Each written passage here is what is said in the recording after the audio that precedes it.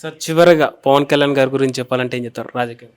పవన్ కళ్యాణ్ రాజకీయంగా నటుడుగా హీరోగా నేను మెచ్చుకుంటాను. హీరోగా ప్రొడ్యూసర్లకి డబ్బులు సంపాదించి పెట్టే ఒక ఆ, వ్యక్తి అతను, ఒక హీరో, స్టార్, మంచి one of the star heroes.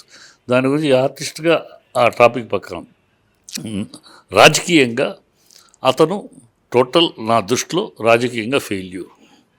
అతని మీద కోపంగానే ఇంకోటి కాదు, రాజకీయంగా ఎందుకు ఫెయిల్యూర్ అన్నాను, ఊరిని నోటి మాటగా అనటం కాదు.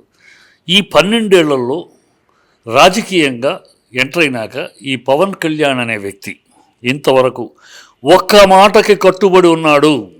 ఈ మాట అన్నాడండి, ఆ మాటకి 12 ఏళ్ళు కట్టుబడి ఉన్నాడు. ఒక్క మాట చెప్పండి నాకు, ఒక్క మాట లేదు. ప్రశ్నిస్తానన్న ప్రశ్న కాడ నుంచి 32 వేల అమ్మాయిలు మిస్ అయిపోయారన్న విషయం కాడ నుంచి, 25 టన్నుల గంజాయి దొరికిందన్న మాట కాడ నుంచి, సీజ్డ్ షిప్ అన్న కాడ నుంచి, వైజాగ్ స్టీల్ ప్లాంట్ నా ప్రాణాలు అడ్డేస్తారన్న కాడ నుంచి, దేనికైనా నిలబడ్డాడు ఆయన. Vizag steel plant, the process is on అని అంటాడు మినిస్టరు. ఈయనేమో వైజాగ్ స్టీల్ ప్లాంట్ అడ్డుకున్నా అంటారు. 15,000 కోట్లు ఇచ్చారు. దేనికి ఇచ్చారు 15 కోట్లు? వైజాగ్ స్టీల్ ప్లాంట్ అప్పులు తీర్చుకుంటానికి ఇచ్చారు. ఉద్యోగస్తుల దేనికి ఇవ్వాల? ఉద్యోగస్తులు బలవంతంగా రాజీనామా చేస్తున్నారు. 4 ఫెర్నెస్లు 3 ఫెర్నెస్లు మూసేయబడ్డాయి. ఇంకా అబద్ధాలు ఆడతారు. 32,000 అమ్మాయిలు మిస్ అయిపోయారు. నాకు ఒక ఆఫీసర్ చెప్పాడు అన్నారు. అది పచ్చి అబద్ధం అని పార్లమెంట్లో మీ మిత్రపక్షమైన బీజేపీ బండి సంజయ్ ప్రశ్నకు సమాధానంగా మొత్తం రికార్డ్స్ చెప్పాడు. అది అన్ని పచ్చి అబద్ధం, ఎన్నికల కోసం వాడిన మాటలు.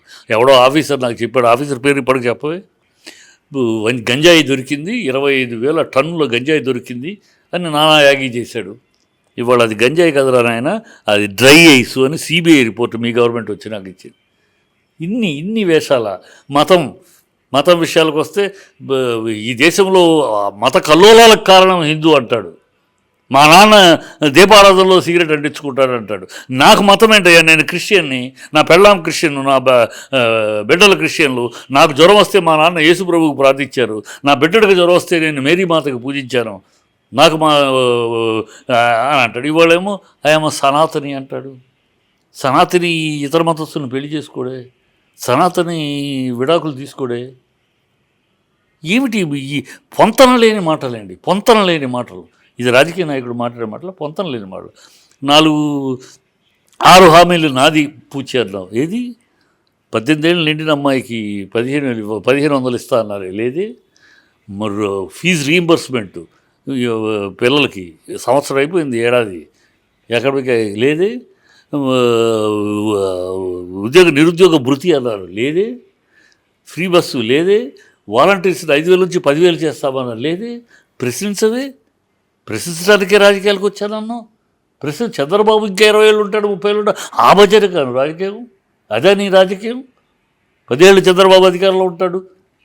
అదే నీ రాజకీయం. నువ్వు అందుకు వచ్చావా? ప్రజలు కొత్త రాజకీయాన్ని తీసుకొస్తానని చెప్పి కదా నువ్వు వచ్చావు. అది అతను రాజకీయంగా అతను కేవలం ఏదో అట్లా పెట్టి అసెంబ్లీలో అడుగుపెట్టాలి, లేకపోతే ఇంకొక రకం అడ్డుపెట్టి ఏదో బీజేపీ సంఖలో చేరడం కోసమని, బీజేపీ సంఖలో చేరడం కోసమని, ఆర్ఎస్ఎస్ సంఖలో చేరడం కోసం ఇప్పుడు సనాతనాన్ని పట్టుకున్నాడు. ఏం అసలు తమిళనాడుకి వెళ్ళి 40 ఏళ్ళు అక్కడే ఉన్నా అంటాడు, అక్కడే పెరిగాను అంటాడు. ఇంకో చోటుకి వెళ్తే ఇక్కడే చదివాను అంటాడు. ఏం అసలు అక్కడికి వెళ్ళి మురుగుడు తన భక్తుడట, మురుగుడికి నేనంటే భక్తి ఎక్కువ అంటాడు. ఏం మాట్లాడుతున్నాడు? ఏమన్నా ఆలోచించి ఒక రాజకీయ నాయకుడు, ఒక పార్టీ ప్రెసిడెంట్ మాట్లాడే రీతి ఏది దేంట్లో నిలకడలేదు. ఏ మాటకు పొంతం లేదు. నిన్న మాట్లాడేది ఇవాళ వేరు, ఇవాళ మాట్లాడేది రేపు వేరు. అతను రాజకీయంగా, నేను రాజకీయంగా ఎదగాలని కోరుకుంటున్నాను. రాజకీయంగా అతను ఎదగాలి, పద్ధతులన్నీ కరెక్ట్ మాట్లాడే తీరు, ఒక హుందాగా ఒక డిప్యూటీ సీఎం వాళ్ళెవరో మాట్లాడారు, నేను వాళ్ళెవరో మాట్లాడారయ్యా. వాళ్ళెవరో మాట్లాడారు, తప్పు అని చెప్పాలి. నువ్వు తప్పు అని చెప్పి నువ్వు అలా మాట్లాడకూడదు కదా. వాడు సినిమా డైలాగులు మాట్లాడి నువ్వు ఆడైనా మొగైనా వంగబెట్టి తోలు తీసి నార తీసి, ఈ రౌడీలో డిప్యూటీ సీఎం వాళ్ళు రౌడీ భాష ఇది. వంగబెట్టి నార తీస్తా, తోలుతూ ఇస్తా, ఇవన్నీ మాట్లాడుతూ ఉంటాయి. ఈ రాజకీయంగా ఏమనుకోవాలని సినిమా డైలాగులు అయ్యేవరా? సినిమానా? రాజకీయ జీవితం అంటే సినిమానా? సినిమా డైలాగులు ఓకే, సినిమాలో వేషానికి అయినట్టు మాటలు మాట్లాడతారు. నా కొడక అనొచ్చు, అక్కడ ఇంకోటి అనొచ్చు, సినిమా డైలాగులు. రాజకీయం ప్రజా జీవితంలోకి వచ్చి ఈ భాష నువ్వు మాట్లాడితే నిన్ను అనుసరించే వాళ్ళు ఇంకేం మాట్లాడతారు, ఇంకా దారుణంగా మాట్లాడతారు కదా. అది ఆయన. అందుకనే రాజకీయ పరిణతి లేదు, వ్యూహం లేదు, ఏదో కలిసి వచ్చింది, అయ్యాడు, డిప్యూటీ సీఎం అయ్యాడు తప్పితే అతను రాజకీయంగా చాలా చాలా చాలా వీకెస్ట్ పర్సన్ ఇది పాలిటిక్స్ నా ఉద్దేశంలో. మంచోడు కాదు, రాజకీయం కావాల్సింది మంచోడు కాదు. మంచోడు అనేది మాత్రం సరిపోదు. ప్రజల విషయంగా ప్రజాక్షేత్రానికి మనం ఏమి చేస్తున్నాం, ఏమి చేయగలం, ఏమి చెయ్యాలని వచ్చాం మనం, అది కావాలి. చంద్రబాబుకు భజన చేయడానికి వచ్చావా నువ్వు? చంద్రబాబును ఒడ్డెక్కించడానికి వచ్చావా నువ్వు? ఇంకో 10 ఏళ్ళు చంద్రబాబు ఉంటాడని భజన చేయడానికి వచ్చావా నువ్వు రాజకీయాలకి? అందుక నువ్వు రాజకీయాలు వచ్చింది, అందుక నువ్వు పార్టీ పెట్టింది. ప్రజలు అదే నీ నుంచి ఎదురు చూసింది. ప్రజలు అది కాదు ఎదురు చూసింది, ఏదో వస్తున్నాడు, హోదా డబ్బులు చూసేశాడు, ఇక అతనికి ఏం అవసరం లేదు, ప్రజల కోసం వస్తున్నాడు, నిలబడతాడు, మా తరపున నిలబడతాడు, ప్రశ్నిస్తాడు అని నమ్మారు. చంద్రబాబు నమ్మలా ఎన్నికలప్పుడు. చంద్రబాబు ఇలాగ హామీలు ఇస్తాడు, ఎగ్గొడతాడు తెలుసు, కానీ నమ్మలా. పవన్ కళ్యాణ్ నమ్మారు. పక్కన పవన్ కళ్యాణ్ ఉన్నాడు, 6 అడుగులు బుల్లెట్టు, సినిమాలో చీల్చి చెండాడినట్టు చెండాలు వేస్తాడు ఇక్కడ బాబు ఏదైనా ఆడితే అని నమ్మారు. ఇవాళ ఆ నమ్మకాన్ని వంచన చేసావు, ఆ నమ్మకాన్ని నేను నమ్మిన ప్రజల్ని మోసం చేశావు. ప్రజలు నమ్మింది ఇది కాదు, నువ్వేదో చేస్తావు, చంద్రబాబు తప్పు చేస్తే నిలదీస్తావు అని ఎదురు చూశారు. నువ్వు నిలదీయడం కాకుండా చంద్రబాబు ఇంకో 14 ఏళ్ళు ఉంటాడు, ఇంకో 20 ఏళ్ళు అతనే ఉంటాడు, అంటే ఇప్పుడు నెక్స్ట్ చంద్రబాబు ఉంటాడు,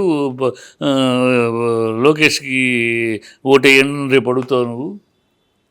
ఏమి రాజకీయమో, ఏం చేస్తున్నాడో, ఎందుకు చేస్తున్నాడో. అందుకని నేను అతన్ని రాజకీయంగా I cannot give any marks to him. హీరోగా ఇచ్చే మార్కులు, హీరో వేరు, రాజకీయం వేరు. హీరోల్లో స్టార్ హీరో కనుక రాజకీయాల్లో కూడా జై అంటానికి I'm not a fan or I'm not a భక్తుడిని కాదు. Okay, thank you sir.